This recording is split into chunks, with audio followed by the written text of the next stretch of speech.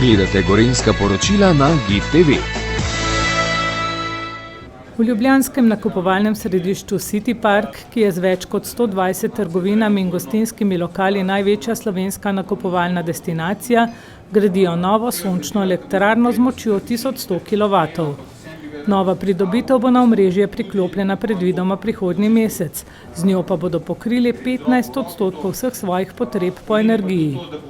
Center menedžer Andrej Ropret je med drugim povedal, tako če bi zasadili 14.000 dreves. City Park ponavadi polepša dan z raznimi kulturnimi dogodki, nakupovanjem, po novem pa tudi ste zelo trajnostno naravnani.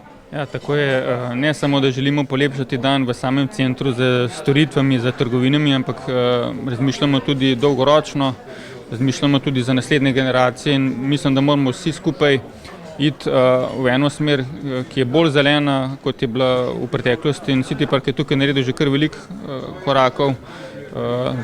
Lani smo postavili elektrarno moči 714 kW, letos tej elektrarni dodajamo 1100 kW moči, tako da bomo imeli v bistvu največjo sončno elektrarno v Sloveniji na področju trgovskih središč.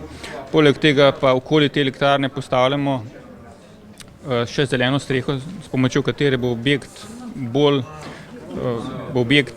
bolj prijeten za vse obiskovalce, za zaposlene, se pravi pozimi bo objekt bolj topel, poletje bo bolj hladno, pa tudi samo področje okoli City Parka bo imelo boljšo mikroklimo.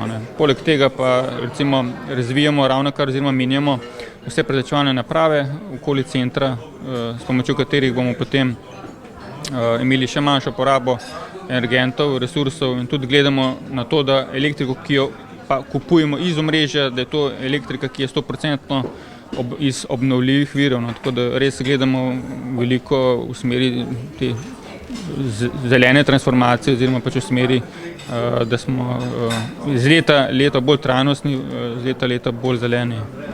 Poleg tega pa sledite tudi številnimi dogodki, ste zadovoljni s poslovanjem v letošnjem letu?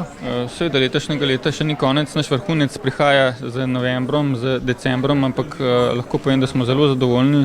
Predvsem v poletnih mesecih beležimo večji obisk, predvsem tujcev, tudi domačih obiskovalcev ne manjka. Tako da vidi se, da delamo v pravo smer, ljudem tudi trajnost nekaj pomeni, so to opazili, tako da bomo s to vizijo oziroma s takim načinom nadaljevali še v prihodnosti.